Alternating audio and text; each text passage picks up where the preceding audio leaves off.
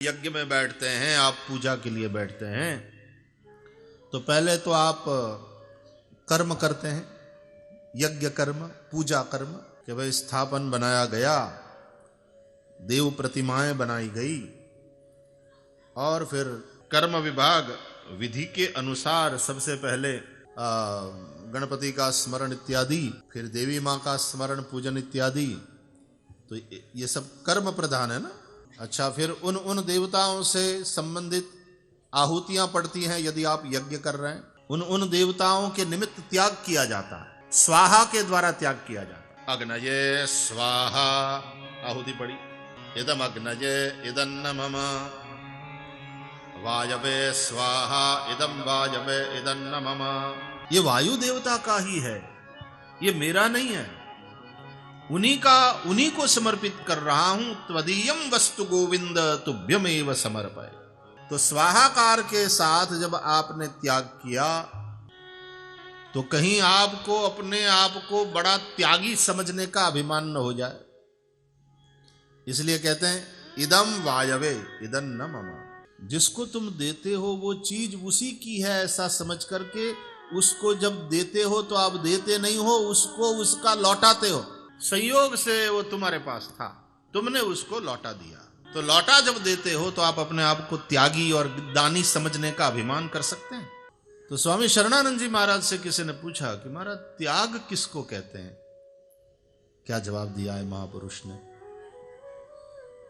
किसी भी वस्तु और व्यक्ति पर अपने अधिकार को छोड़ देना, उसको अपना न मानना, यह त्याग है। ये वस्तु मेरी है तो मैंने तुमको दिया तो मैं दाता हो गया, मैंने उसको छोड़ा तो मैं अपने आप को त्यागी बतलाने लगा, त्याग का अभिमान हो गया। जो त्याग तुमको अभिमान करावे वो त्याग नहीं है।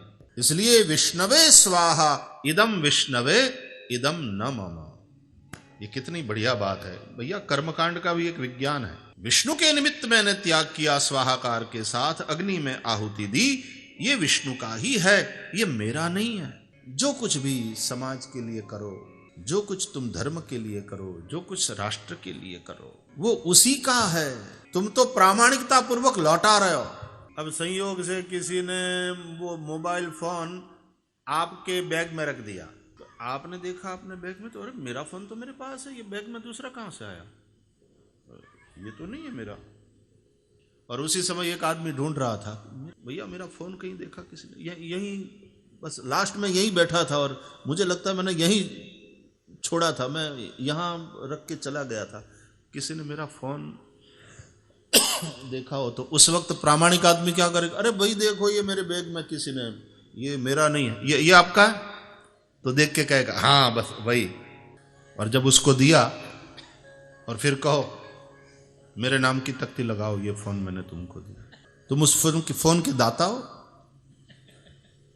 फोन दे दिया तो तुम बड़े त्यागी हो ना, तुम प्रामाणिक हो, आप ईमानदार हैं।